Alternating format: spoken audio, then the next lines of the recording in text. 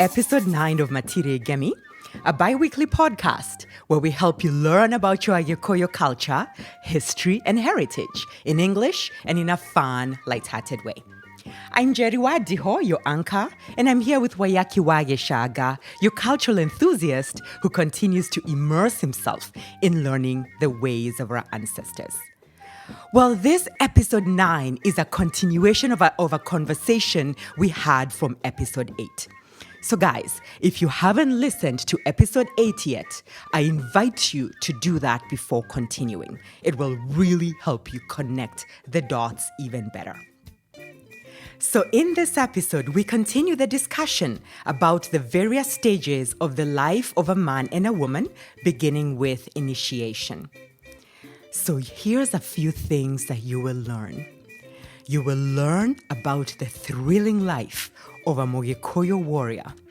And beyond that, you will learn that our military acumen was nothing short of spectacular. You will see that it was brilliant in its organization and its execution. You will feel so proud of our ancestors. Now, you'll also discover that initiation for women went beyond the physical. We'll help answer some questions around why did we need to initiate women? And we'll also answer the question of when we stopped initiating women, what did we lose? We'll close the conversation with a rich discussion about how colonization intentionally deconstructed, disrupted, and dismantled the balance through which our society had. And you'll find out exactly what tool colonization used to create this disruption. This will leave you with so much to introspect about. So now, after that ceremony, now the young girl can sleep outside of her mother's nyoba, right? Which is significant because prior to that, she slept in the same bed with her mother. But now she can sleep, for example, at her aunt's house, right? She now can be sent on a variety of errands. She now, because she's much older, so I'm going to paint the picture of, let's say, a 6-year-old, right? So that way we can also have an idea of how this person looks like. So a 6-year-old can be able to be sent on certain errands. They can be able to play with their older siblings. That being said, this 6-year-old girl can also I'll use the word play. So like as her brothers, for example, are herding cows, she can go there, right? Even though that is not the domain of females, right? But at this stage, though, this 6-year-old girl, her main thing, quite honestly, is just to play and to participate in activities that are mainly centered on women, on females. Mm-hmm. Right. And I forgot to say, from there she becomes a karego, which was the other name for a small girl who wasn't a toddler or a baby. Yes. Yeah. Kengori, what about the guys? What about the boys, I should say? Yeah, I think even before we talk about the kahe, in our culture today, because we walked away from female circumcision, we've dropped some of these terminology. And karego or kirego, which our listeners will hear here today, were meant to specifically call out that very stage. So if you're hearing us say kairetu, it is agreed, it is the right terminology to use today, because by and large Mugikuyu does not embrace that tradition. So when you say karego, you are specifically saying a young girl that is not circumcised. So just wanted to make that very clear. Or when you say kirego, which we will use that term today to kind of be classical, but we don't use that term because by and large, the Agikuyu have rejected that practice. Right. But moving on to a kahe. So, of course, kahe also means a small boy who isn't circumcised. And this is a time of life that the boy is really just running around freely, but his main occupation is herding goats. It's a fun time. I mean, the boy, is learning a lot on a daily basis, learning how to fix the fence, how to be security conscious. They're fighting with little sticks. He's learning little things about being a warrior and all these things. There's a lot of mischief and happy-go-luckiness in the life of that boy. The boy is deathly afraid of mother's words because mother is very on top of his behavior and is expected to behave in a particular way. And both boy and girl, kahe na kaire too, at this stage, they've been, they're being taught how to take part in several dances. There is rokeo, there's gosho, there's many others. And these were dances that took place usually around the times of harvest, where there was a lot of downtime. And these boys were encouraged to dance and play and do all manner of things with their girl, with their. Yeah, it was a fun time of life. And so, whereas they would also be falling somewhere not very fun in the structural or the hierarchy in the community, they would dissent a lot. They would be expected to do what we may call menial tasks for everyone else in the community. I mean, hey, come here, run there, go do that, do that for me, run that errand. That was kind of like the way they did. But it was a meaningful time for them. This is the time that they're absorbing a lot, they're learning a lot, they're watching their elders, they know what is expected of them. And this is I think there isn't a lot of depth, but there's a lot of breadth of what it is that they're getting involved in. Yeah. Let me add something on there. I think this is also the time when what is called, like what Kingori is saying, they learnt a lot. They're also being physically gutonywo dogera, which was ear piercing, right, Kingori? That's the Go ahead. This was interesting. Sorry. Go ahead. But if we can talk about gutonywo dogera, that can happen at this stage or later when they are bigger boys and really being termed kehe. And gutonywo dogera is a very interesting ear piercing practice, and it was not on the lobe but on the actual cartilage. And this was something that meant that this young boy can be told something and they can maintain it. Like they can be told something, and if you ask them to repeat it, they will say it perfectly.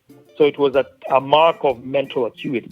It was a mark of not being not being a space cadet. Let me put it that way. You can be told something, and you're not like you're not going to be in fantasy world and just add your own stuff to it. Like you could be relied upon to even take a very serious message, and often they were. Remember, boys were usually unsuspected of being militarized. So if you wanted to send a message to some other raiding party or something like that, you sent a boy because people see a boy and think, it's a boy, right? But that boy could be sent with important information.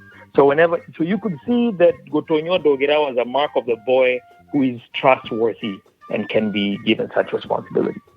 Yeah, and it's also a philosophical. Now today we don't do that practice as opposed to back then, but gutonywo dogera in today's society can mean giving knowledge or providing knowledge to that young boy, being able to wizen him up from the dad. So that's today that when we say niaratonyirwo dogera, it means he was given advice or given some wisdom. Yeah, did the women also have those on the upper lobe, on the upper ear, or only boys? Because it's Well, they did, hanging but I on don't think that. Yeah, they did, but I don't think it meant the same thing. Okay. This, remember, for this is all in preparation to militarization. This is all in preparation for roles that the boy would take up later on. So if women had the same kind of practices happening to them, yes, there were many different piercings for women, but I think they meant very different things. And I think that is a querela we will need to also encourage that we find out. That's beautiful. So people were in this stage until they got circumcised. So we were talking about what? Until age around 18-ish or what? So kehe would go all the way to 18. Okay. Kahe is a sub piece of that. So usually a kahe would be someone who's not physically seen as a big man. But yes, so if we can talk about kehe a little bit. So this would often be once that dogera time has already happened. You've gone through that piercing.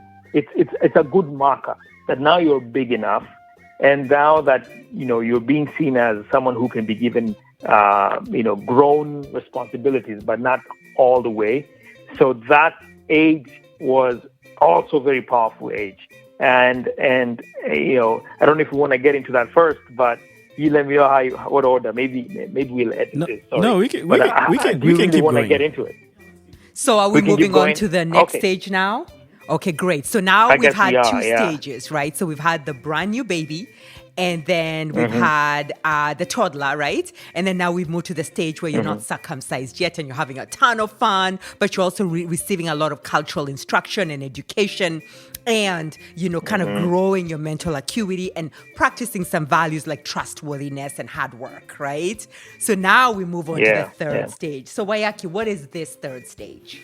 So this is a stage where now the boy or girl would go through initiation, which is where they would go. I mean, in the initiation, kerera is long and deep, and we can. I've heard kerera twice. Would you mind confirming what that means? So kerera is cultural knowledge. That's the translation. The Agikuyu cultural knowledge. Right. So that kerera for initiation is for another time, but this is so. Kikuyus used to initiate boys around the age of 18, not the way it happens today at the age of 12, 13, 14. So this, and I mentioned in the last podcast, it was around 18 to 20 depending on the age set. And so it was preparing the boys, and when the girls were being initiated, it was preparing them for being a wife, being a husband, or getting a home, and for the boys to go to what is called ita, which was to join the warrior ranks. Okay. So yeah, I think that's where I had expounded to in the last podcast. Ciku, do you want to say anything about that stage? Yes. I so with the men's side, gender, how Kikuyus told time was by using the various initiations that were going on for boys, right? But the girls going through the initiation was different because the function of women was different, right? So girls went through the initiation much younger. Girls were not going through it when they were 18 because your menses have already started, right? And girls would go through the initiation before the menses began, right? Now, it used to be before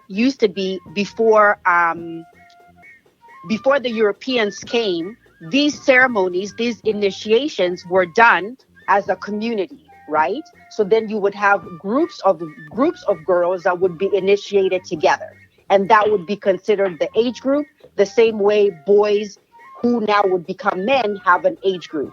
For women, this function then went from being a community type of an event to being a private one, meaning inside of the home, because Europeans banned women from getting circumcised, right?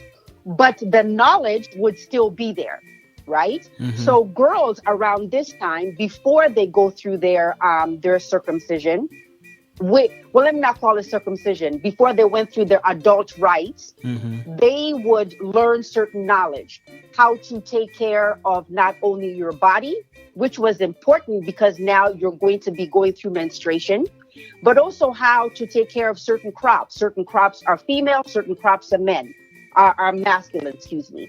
So different functions, now you're getting deeper and deeper. You're getting deeper and deeper into cycles, what these cycles mean, right? So not just the cycles of the moon, but cycles of the planet itself. Wow. You yourself, the cycles that you're going through. It was very important for women to be able to know when they're menstruating, ovulating, and what that means in between. Wow. So women absolutely continued to learn.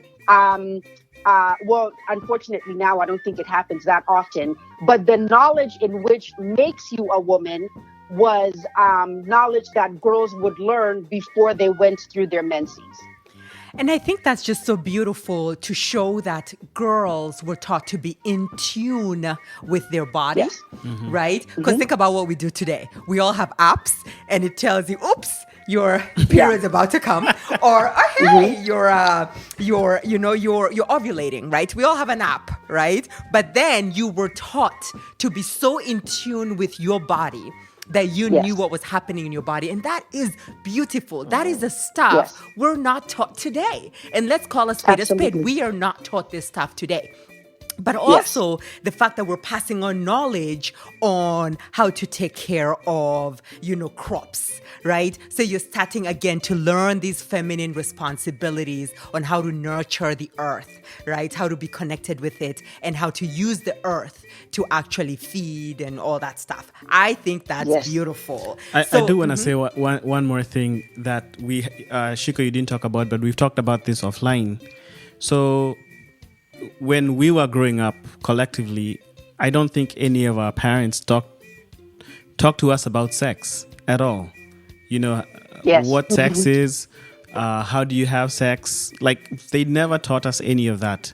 And I think it was very different from when Kikuyu young men and young women were growing up, where when they were going through that coming of age, that period, they were really informed in a deep way what sex was about, and they were given real deep instructions on how to perform it and how to be able to carry themselves and how to have self-control. Do you guys want to say anything about that? Yes. Oh, sorry. No, please go ahead, Ciku, and I'll add to it. Yeah, and I think it was very important because we are a society, right? So in order for society to continue to grow, we need to have sex.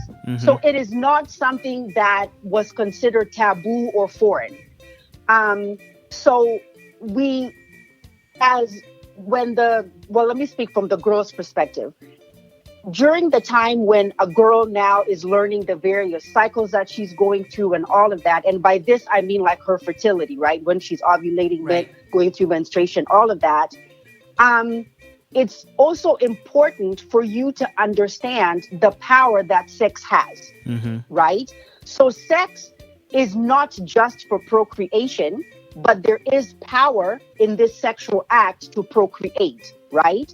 And I think, I know because of how our culture is, that the pleasure aspect of sex, again, was not something that was taboo.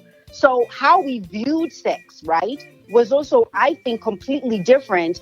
And in a lot of ways, in today's society, looking at some of the practices that we had, it can come off like it was being promiscuous or something like that. But it absolutely was not, because like you said, it was about control.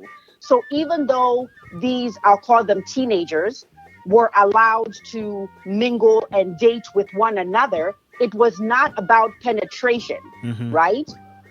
Within the Kikuyu culture, the various stages, as you are going through them, it is important for you to know who you are, the power that you have, and how to yield this power, right? And now as teenagers, you're being taught how to yield this sexual power, which is very powerful. Wow. Right. Yeah. And you nailed it on the head right there, Ciku. I think Mugikuyu, let me frame something. The Kerera, as we've said, was there. There was a lot of information on this particular area. What happens is that there's balance between what is information that's shared in public and information that's shared in private. So we had two areas of instruction. There was Foi, which was usually under a particular tree, and people could come and listen to information that they're being given, or children could be told several things by their elders. And then there was Ndugira, which would be in the home of a man, in the house of the man, where he would call one or two or just a few young men or boys or anybody in any particular age group, and they would receive information or instructions there. So that private bit of information, I think it has been disrupted, right? So this knowledge that was passed down around issues to do with sex usually was very private. It wasn't something that was put out for everybody's business or for everyone to hear. And it was very specific what girls were told versus what boys were told. And even as you got older, you kept getting more and more of this information being shared with you, as it fit you in your different age and whatever you're getting into. But a lot of it, we can speak about a lot of it today. We probably won't be able to share all of it. There's a lot of information. We probably won't be able to get into too much detail, as we want to also, Mugikuyu has a particular, decorum, and we want to maintain that. So so we won't get into too much detail. But what I can say is this particular stage of Kirego and Kehe, which are teenagers, and Ciku is very right.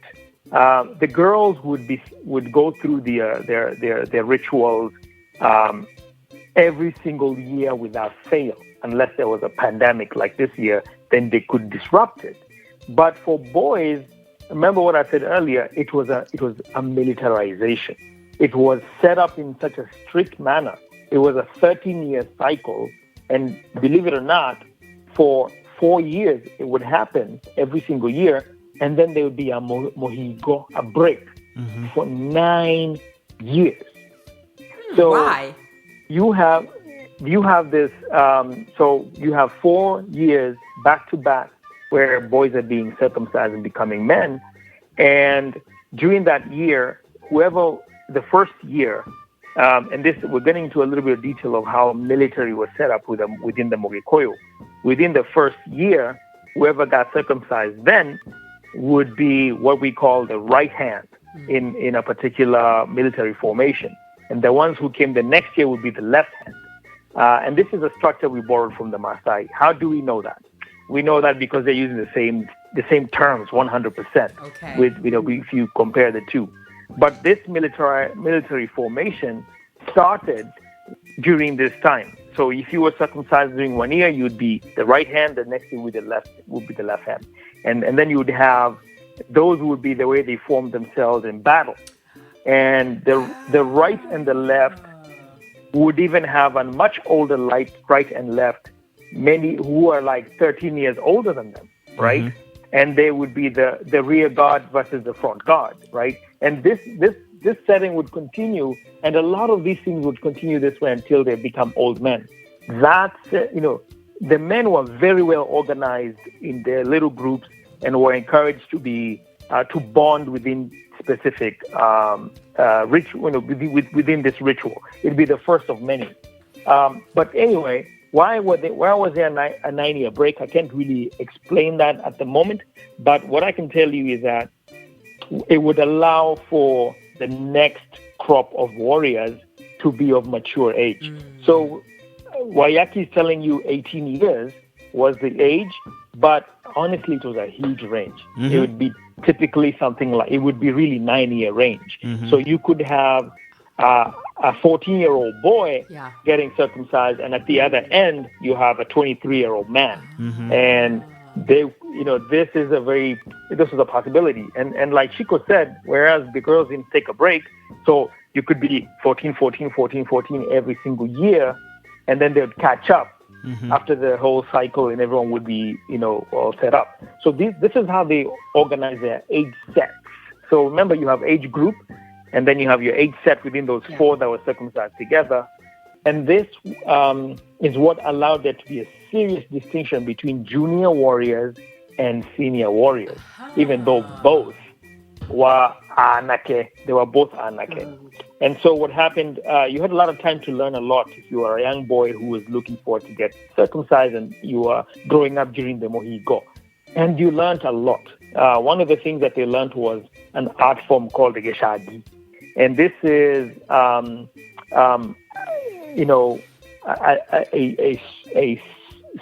art form. I want to say, there was singing and dancing that was accompanied by a writing form, hieroglyphic writing form that was inscribed on a gourd. And what would happen is within that gourd and the way they were describing it, they would tell an entire story. And it's very elaborate. In fact, if you just look it up, you can find images of Agashagi, and you'd see the way we used to draw. So we had a writing form, and this writing form would be used to pass on secret information. And a young boy during this time would have to go find an older warrior who had learned it, and actually would have to find a goat and be able to pay him to teach him how to write and how to decipher the Gachugi. It would be secret knowledge. Today, there are very few men, who know anything about this, who know anything about writing or listening or whatever. And it's seen as a poetry today. There are those people who do Waiyaki Gachugi who see it as poetry. But I believe it was a lot more than that. It was used for passing on knowledge in this patrilineal system. They used it to pass information from within the guys, and probably in a military format. King Ori, this is so mind-blowing, right? Because we often think that the Agikuyu didn't write. I know we were great storytellers and we passed on knowledge through story. But what I'm hearing you say, right, is that we had written instruction, right? And it may not be ABC, the westernized way, but it was still writing, because who determines that ABC is correct versus the Chinese scripts are not writing? It's all writing. So we had our own language, and we actually passed on information, right, through our own unique writing. Now, is that powerful or what? Fantastic. It is powerful. There are other things that would happen in the lead up to circumcision. There would be this thing they called goroyaihe, and something called irogo. And these were, so remember, I think with every stage, and essentially this starts at this particular age, there's a Kikuyu saying that says, wazi wakura, which means that when information or when a knowledge or a way of doing things is obsolete or is seen to be, getting a little bit redundant or something, what would happen is you don't throw it out. You add new information to it. Yeah. And this is how the Mugikuyu treated their knowledge. So there's something that they would learn in these goro, that they would go and do something called kohera. And that's where the term kehe actually comes from. And kohera is this very naughty behavior in the month leading up to circumcision. And it was like really 6 to 8 month period where the boys would run around, act a fool. They would go sing naughty and songs full of mischievous words and even explicit lyrics, but mostly funny. And what they would do is they would go from different women's homes and they would sing these songs until the women would pay them with food and give them porridge and things like this. And during this time, they really got to be strong, and they would eat a lot. Really, it was like nonstop eating, and they paid their way for all this food by singing and dancing and running around and doing all these weird things. And so this was how they got their bodies ready to go through this circumcision ritual that was really tasking. And it would be the first time that you start seeing boys bulk up is in preparation to this. So a lot of things happened. And it's not just like, oh, you were just hanging around doing nothing but farming, and then all of a sudden now you're being told you're going to be circumcised tomorrow. Oh, no, it was lots of preparation. And you knew this was happening, way in advance. You looked forward to it. You couldn't wait to become a man, and the pain that you went through, people never, in fact, boys never talked about this or men, I should say, they never spoke about that experience until, they only spoke about it within themselves, within their age groups, is when they would discuss what they saw, what they experienced. And even then, the details were very scanty. So there was a lot of physical, mental, and psychological readiness before that. And when you were speaking, absolutely, one of the other things I picked up, which is what Ciku said at the beginning of the podcast, is like, this sounds so fun. So our culture was not only dynamic, but it was very vibrant, right? Like even in this experience you just explained, where you're singing songs and you're having so much fun and mischief with it, you're getting fed. It's not in a boring, routinized kind of way. It's just fun and vibrant. No, right. And even for the women, if you allow me, there's a lot that's happening during the same time in the lead up to becoming a woman, or in lead up to going through this Moiretu stage after initiation. They've started scarification, and if you've ever seen an old show with a few lines on their face, that's when that would start. They would. It's this. Kikuyus also had tattoos, by the way. They had tattoos. They had scarifications. And they had also barn marks. They had a lot of ways of doing markings themselves to enhance their beauty. For the girls during this age, they've started doing these scars around their breasts. They've started doing the scars around their navel and around their pubic area. They're doing a lot of things like that. And these were all seen as sexual enhancements. And so they're being taught while they're doing that, hey, look, you want to be attractive for your male counterpart. Hey, and with these clarifications, these were opportunities to also learn a lot about sexuality. So there'd be what you see outside, but that would also be a marker that girl has been taught certain things by their aunties and their mothers and stuff like that. There'd be a lot that they're learning. And even this particular stage, if you were to go back to what the Europeans saw about this girl, it is very much in line with what they generally saw. They saw these young women as in a very cheerful, they were very cheerful. Of course, yes, they were in their household most of the time, and helping them with their mothers and stuff. But the English lady who was observing them really said that any English girl would be the envy of the way these young girls were experiencing their lives, and the way they adorned themselves, and the way they beautified themselves, and the kind of life and the dances they would get involved in. And speaking of dances, the dances were crazy. During these years of circumcision, after circumcision, there was a 6-week non-stop dance where they would dance every single night under the moon for 6 long weeks, and people were just going at it. Like you can see this.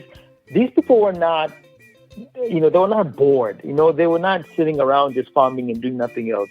The Mugikuyu had a vibrant experience in all their different age groups. Yeah. Oh my gosh, you should see me have this big smile. I almost want to be transported back there just to experience this amazing life, right? That our ancestors pre-colonial actually led. Oh, that is so stunning. So are there any other comments before we move on to the next stage? Ciku? Okay, I think we move on. Oh, sorry. Go ahead, Ciku. Yeah, I'm just in awe. I've been transported back. No, I don't have anything to add. I'm having a good time in pre-colonial Kikuyu society. Right? Me too. The women were always cheerful. Like, what a good life. Send me back there, please. Because we are named after our ancestors. Some of our ancestors enjoyed this. True. Yes. This period. Thoroughly. Absolutely. Yeah. So Yeah. I think that's why we have a lot of happy in us, right? Yeah, we like to have a good time. Yeah, we do, for sure. It's in our genes. that little keruru, which Kingori described in episode 5, is in each one of us. Nice. All right, Waiyaki, indeed. what's the next stage? Yeah, so we're gonna move on to now when the man is the boy moves from the Mwanake to become a Mumo Kumeri, ready to get married, ready to become a warrior. They're now a warrior. They've been circumcised already. They've been circumcised, and then the girl has moved on to become a Muiretu, who is now ready to get married. So Shiko, I guess let's turn to you to give us, a high level of or an in-depth analysis of, what kind of knowledge was the Muiretu being taught in preparation for marriage? How was she supposed to carry herself? I know there's a lot of interesting things you can tell us about that stage. Yeah, so I guess the way to be able to do it is to paint a picture, right? Mm-hmm. So now you're ready to get married. What kind of a person now, man, are you looking to protect your household? Because from a woman's perspective, that is the role that the man is going to be playing, right? So she's looking for, when she's going to all these dances and enjoying this wonderful life, right? She is looking for men who have good character. She's looking for men who come from a good family, because also women understood that you're going to be leaving your house and you're going to be going over to somebody else's, right? Mm. So the family that the man comes from is also very important, right? Mm-hmm. Who his friends are, because as we all know, who somebody's friends are will tell you a lot about the kind of person who he is. Yes. So there's a lot of I guess the word that I would use is timid, but it's timid from the perspective of observing, right? Because she's looking to see who she wants to attract, because as we now know, women have been given different ways of being able to attract a certain man. So even though the man is the one who's the mavuri, right? Mm-hmm. Within women, we know that we're the ones who picked you all anyway, right? Right. So the woman now is using her charm, so to speak, mm-hmm. to look mm-hmm. to see who she's going to marry, or who she wants to marry. Yes. Which is actually interesting, because when you look at a lot of pictures of women back in the 1890s or in early 1900s and girls, they were always so beautiful. Like, they always had jewelry. They just were always so attractive. And I think that's yes. pretty amazing. Yes.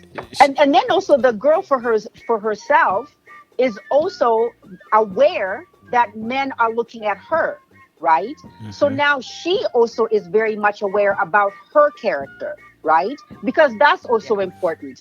She's also becoming more and more aware about her space, how she carries herself, how she takes care of her younger siblings, and all of this. And it's not to say that it starts at this particular age, but because now she's aware that people are looking at her, she definitely wants to put her best foot forward, and this is everywhere. So now at dances, she wants to be the best dancer. Talking about the free time, girls are practicing the dances. Mm-hmm. You know what I mean? So now there's a lot of outward timidness, if that's a thing. Yeah. I think it's so fun that they dated, right? Because sometimes you can think their life was so boring. But I mean, what you guys are painting is just so amazing. I'm just visualizing the fun that was happening as you're checking out the guys and they're checking you yes. out. It's just so stunning. No, all right. I think... Also, Go if ahead. I can, I also want to say that also women now are realizing that they have a voice. I mean, at this stage, right? Because now there'll be many different types of suitors that are coming into her house. And she has to be able to give her aunt the indication of, no, I don't want, no, it's not him, or, so she also has to now learn how to exercise her voice. Beautiful. Yeah. Yeah, I was gonna say one thing also, Shiko, you didn't mention is the girl was gonna look for a protector, right? So she was also looking for physical qualities, like a man who is strong. Yes. I mean, as women today will look for a guy who is strong or muscular or whatever. The Mugikuyu Moiretu was looking for protection was physical, for sure. You know, if you had wild animals coming into she instinctually she knew she needed a man who would not run away from a lion. Yes. Yeah. Yeah. And I would also add, importantly, so not only physically who he is, because that's absolutely key, but also how he problem solves, right? Because a lot of Kikuyu life within the compound, the man, the husband, has to be able to manage conflicts. So how does he do that? Right. Yeah. Oh, beautiful. Let me say one thing before maybe we kick it to King Ori, but it's, sometimes when I think about my own personal life, I wish, I grew up when I was in my young 20s. I wish I had this information, or even if you're a girl, I think our listeners who are older or in their 30s or 40s, I wish like when I was 21, because this knowledge that they give their young men and young women is so crucial today. Like, for example, how to choose a wife or how to choose a husband. Do they have to be they need to be from a good family. They need to be of good character. The contrast today is how your friends meet their husbands or wives is so different. I met them on the train and we went to Vegas to get married. So I think that Mugikuyu used to the knowledge of life at that stage. I want to say I wish I had that knowledge when I was 20, 21 about girls and about men. I think it would be very helpful for us to pass that knowledge and for our listeners to understand that knowledge is very relevant up to today. Yeah, and that's why they had successful marriages, successful homes, right? Because you knew what to look for and you knew what to be. Both genders searched and both genders aspired to be what is desired from a character perspective, physical strength, all those things. And that's what made for beautiful homes where, listen, women, like King Ori said, were always cheerful. And the men were gentle because there was such good unity between both genders. All right. So, King Ori, what can you tell us about men in this stage? Men in this stage were a sight to behold. These guys now, they've gone and they've after going through the initiation, they would go for another session called Guru Yagedaka. This is they would go in kind of into a seclusion period where they go into the forest, and there'd be a vigira built there. And during this time is now when they were learning advanced military stuff. But they were also being fed like never before. Like all wealthy families will bring a goat or something or a bull, and these guys would eat the best food they've ever had. Would be this particular time. Women would be delivering mokimo and all these fantastic foods. And this was the time when they've gone through circumcision, but they're not mumo yet. Mumo is what we say, kumeri is once you've gone through a lot of kerera, you've learnt a lot, you've gone through some process, and now you're about to come back out into the community. when you come out, you be called mumo. And once that happened, there'd be would be a bunch of ceremonies, a bunch of dances. Women would be getting similar instructions on their side, and they would also be learning a lot about beauty. And by the way, both young men and women, if they were to compete on who is more concerned with their look, you'd be surprised. I think it'd be a tie, or maybe even guys might be a little bit ahead. These guys were metro. Guys were metro. These guys were metro. It's braiding and what? Yes. They're the guys who they'd be braiding their hair. And it's funny because Louis Leakey, in his book 1903 Southern Ciku before 1903, he actually talks about how any free time a Mugikuyu had, and he was talking about the youth, they had tweezers with them, and all they would do is be plucking little hairs that were in the wrong place, and they were really, really into being meticulous. And so the dating also followed that. They were vain, just like we are, young men and women are, about how they look at who they were interested in. But there was balance. They were also concerned with, is that a man who's upright? Is he there from a fine family? And that would be very interesting. And because they were allowed to make a free choice. And that free choice came with some responsibility. You had to make a very serious,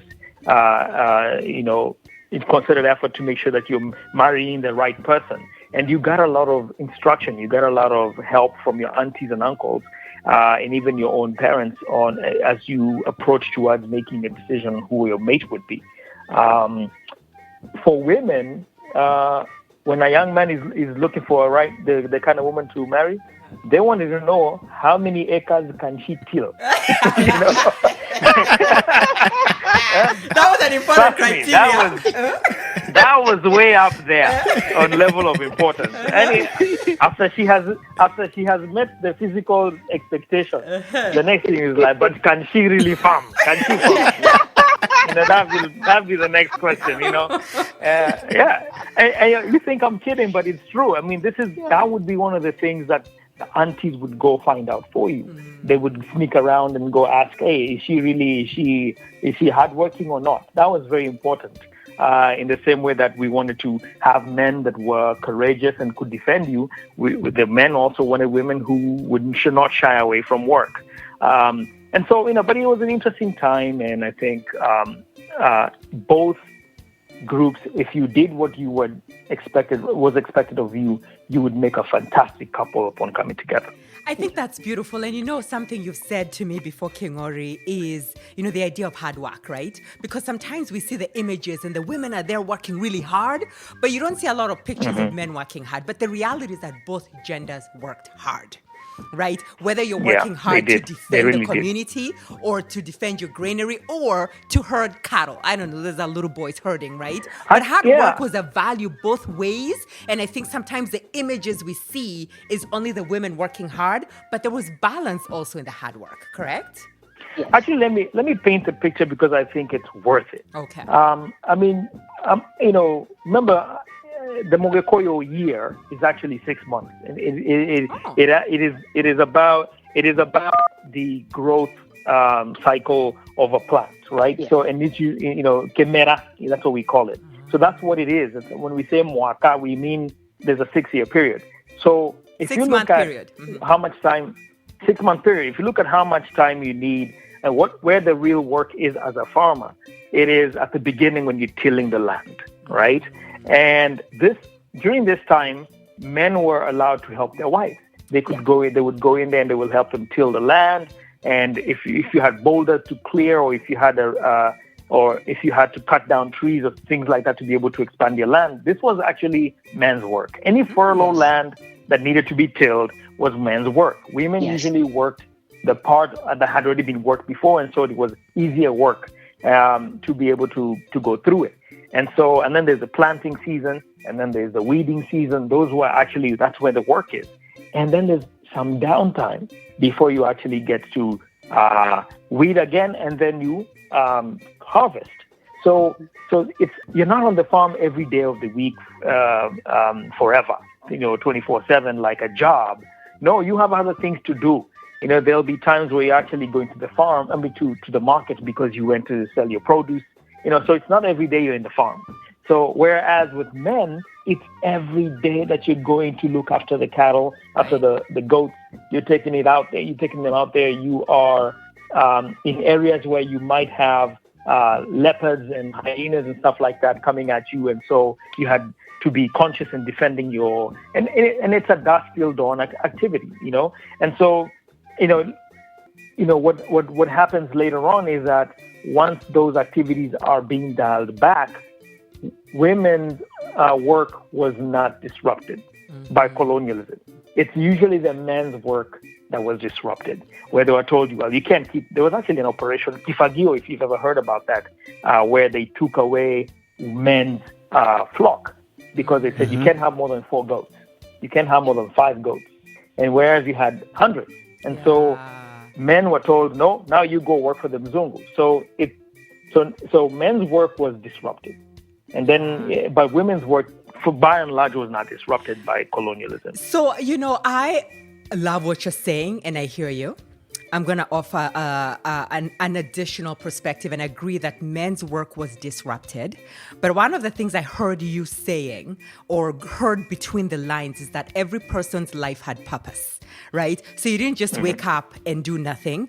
Even if you had a child, you had purpose. Whether your purpose was to be a modomogo, whether your purpose was to go and plant, right, or harvest, you had purpose. So based on like the quote I read earlier in the episode, the way it disrupted the women's world, and that's what the book actually talked about, is it took the women's purpose to become only child rearing and cooking. And it minimized the value of a woman to child rearing and cooking. When you read about the Mugikuyu, and they really went deep into that, it was so powerful. The Mugikuyu woman had a big purpose, right? She was producing in the land. She was distributing the harvest, right? I mean, there was so much she did, not just child rearing. And that is the Western disruption of the woman, right? So I think it's beautiful when you start to realize that the disruption happened in multiple ways, including minimizing the role of a woman. Let me add one thing, Ciku, before you go. So, to add on to what King Ori said, when you are choosing a wife for a moanake, a young man, you wanted to know if she could till a lot of acres, or because the woman's role was farming, right? Plants and taking care of the economics of the farm, right? And so the men who became wealthy was not because of them, it was because of their wives. Yes. Wife or wives, right? If you had a lazy wife, and you had hundreds of acres, you couldn't produce anything. Yeah. So the value of a woman was not just in giving birth. Yeah. It was how hardworking is she, or how resourceful. And so that was like the wealth of a man was tied 100%, 120% to the kind of wife he had. Without a powerful woman or wife, you could not become a powerful man. Balance, Absolutely. right? Balance. Yeah. You needed both players to be powerful in their area, different, but without a powerful woman, you couldn't have a powerful man. You couldn't. Yeah. And I actually want to add to that. Sorry, go ahead, Ciku. Yeah, I was going to say that with the dynamics of how Kikuyu households were, like when I say household, I mean the compound, right? You brought up a very powerful point in that women, because we were the ones who were tilling the land and all of this, how trade even happened, it happened because of women. Right? Women are the ones who are going out and selling or trading these crops that they had.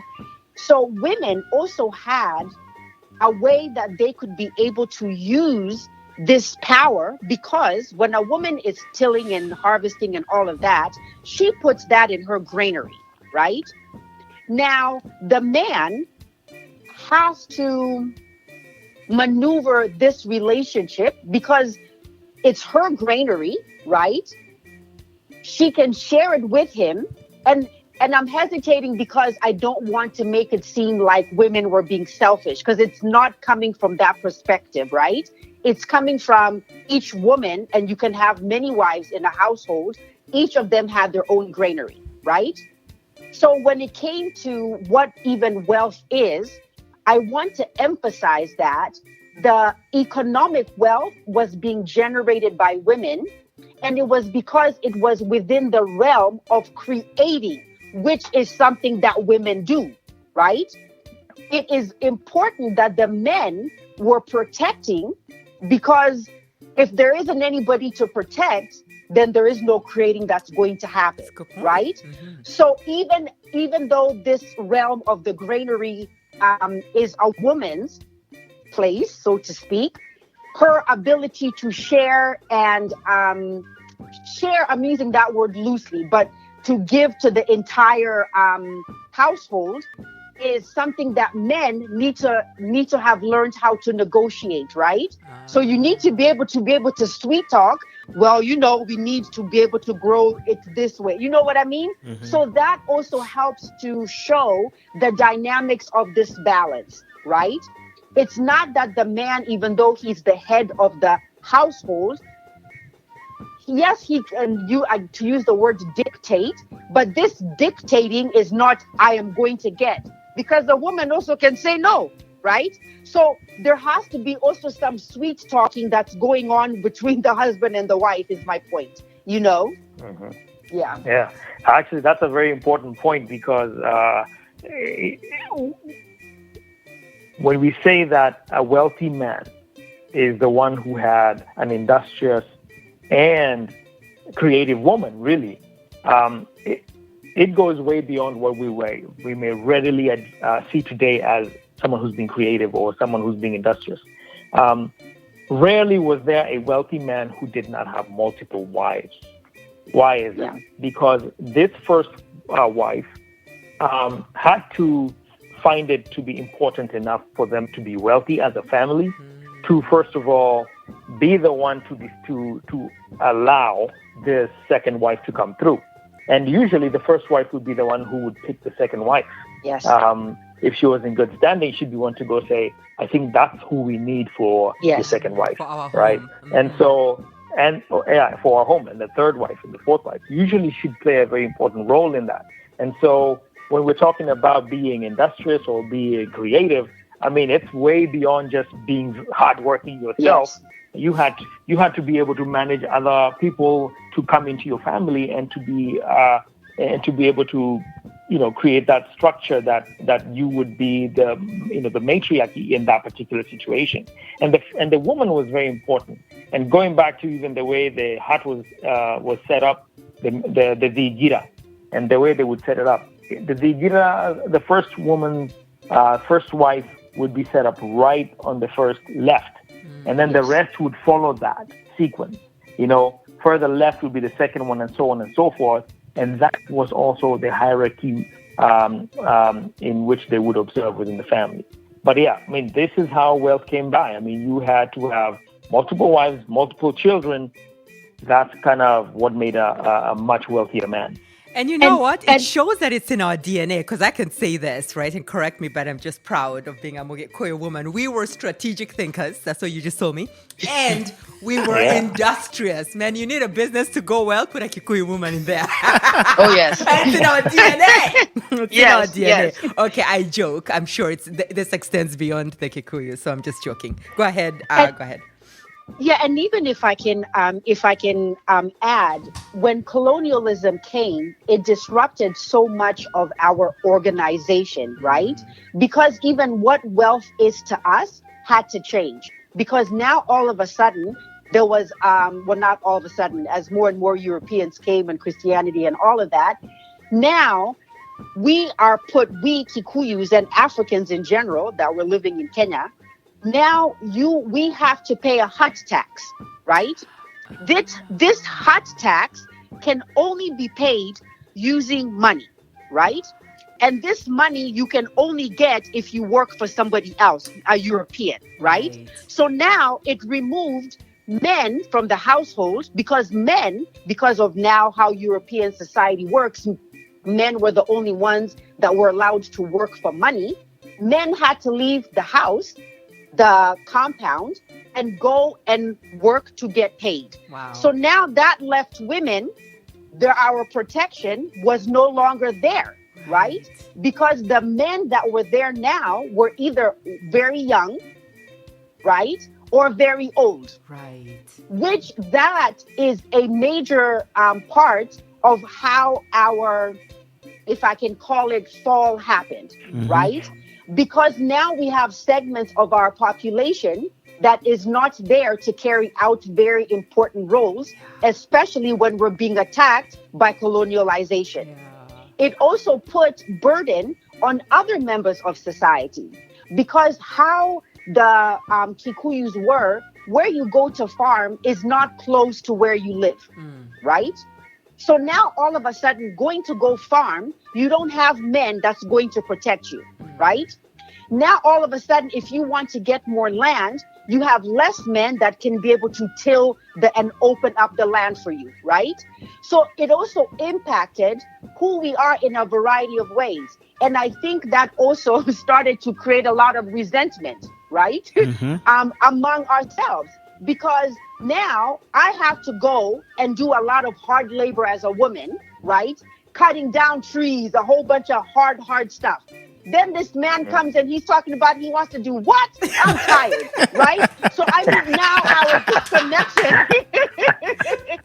our disconnection really started. Yeah. Wow, Ciku, that is such a stunning analysis on the role that colonialism played in the deconstruction of our culture. I've never heard it tied in that way, from the hat tax all the way to women now taking on roles that they didn't have to take on before, like hard labor, our men having to go and make money to pay for the hat tax. You're right. It really began the deconstruction of who we were and the balance that we had as a society. That is powerful. Thank you, Ciku. Let me add one more thing. I think this one deserves its own topic, entire podcast. Yeah. It does, yeah. Wow, what a rich discussion. Thank you so much, King Ori. Thank you so much, Ciku. Thank you, Waiyaki. And thanks to everybody for tuning in. Now, let's talk about what you're going to hear in episode 10, the last part of this 3-part trilogy. Now, in episode 10, we continue this conversation. We go into the remaining stages, and let me tell you this, we will leave you with nuggets that will change your perspective about certain things that you think about our ancestors. So don't miss out. Tune in to episode 10. Thank you for listening and being present here with us today. We are grateful. You can find Matire Gemi on Facebook, Twitter, and Instagram. And be sure to follow us. Our website is matire-gemi at simplecast.com. And this podcast was produced by Waiyaki and Njeri Diho with sound design by Njengan Gigs. Thanks again, and please share this widely.